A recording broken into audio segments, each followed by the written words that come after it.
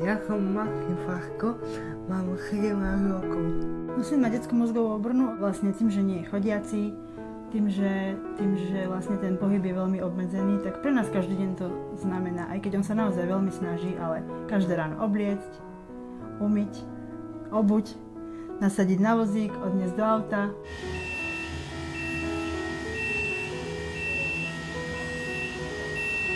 Chodím do novej školy, do zajímavej kreokomaťkarskej školy, venujem sa virtuálnej grafike, Kyžiko je poráka ako s počítačmi. Maxik svoju diagnózu nemá od narodenia.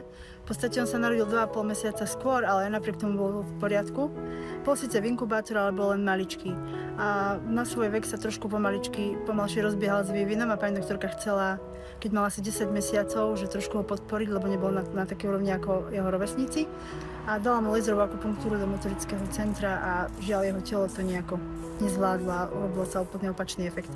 Potrebujeme invalidný vozíček pre syna, aktívny, ktorý je presne na mieru, ktorý vlastne bude potrebovať pri každodennom živote, lebo bez neho sa nepohneme. Aj v škole, aj doma, aj na všetkých presunoch. Proste miesto nôh máme vozík. Treba mi na nové presuny a také presuny nový vozík. A bol by som veľmi rád, keby sa to vyriešil môj ľahký život. Môžeme?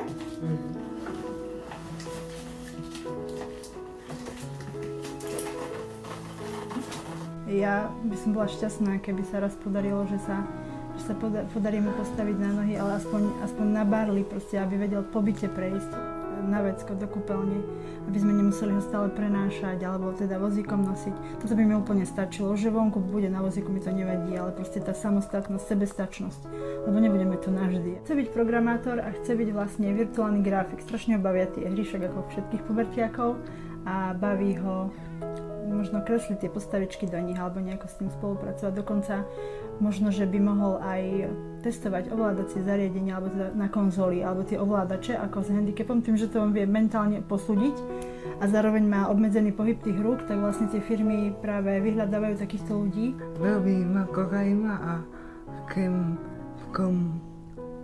to trénovať a chcem vyskoncovať.